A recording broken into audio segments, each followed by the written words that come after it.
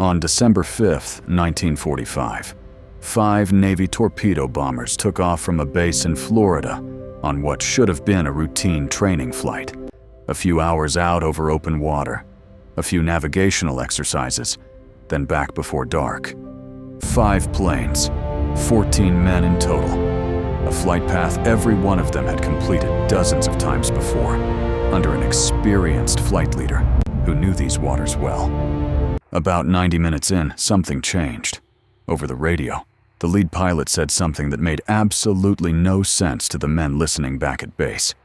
His compass was wrong. Then he said his backup compass was wrong too. He said he couldn't tell which direction was west anymore, that the ocean below looked completely unfamiliar. Nothing like the route they should have been flying, even though, by every instrument reading he had left, they should have been exactly on course. Back on land, controllers listened as the transmissions between the planes grew more confused, then more distant. Then, without warning, stopped entirely. A rescue seaplane was sent out immediately to search for them, carrying 13 more men. It never reported back either. Whatever happened to Flight 19 appears to have happened to its rescue plane within minutes of takeoff.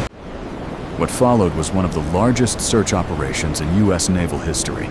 Hundreds of ships and aircraft, covering hundreds of thousands of square miles of ocean. They found nothing. Not a life raft, not an oil slick, not a single piece of debris from any of the 6 aircraft or any of the 27 men aboard them. The official Navy investigation ultimately blamed pilot disorientation and worsening weather. It's a plausible explanation. But the families of the crew, reading that same report, were never fully convinced it explained everything they'd heard. Nearly 80 years later, in an era where we can locate shipwrecks 2 miles underwater and track satellites the size of a car, not one confirmed piece of Flight 19 has ever been recovered. 14 men took off into clear afternoon skies, flying a route they'd flown before, following instruments they trusted completely, and for reasons still not fully agreed upon, the ocean simply didn't give any of them back.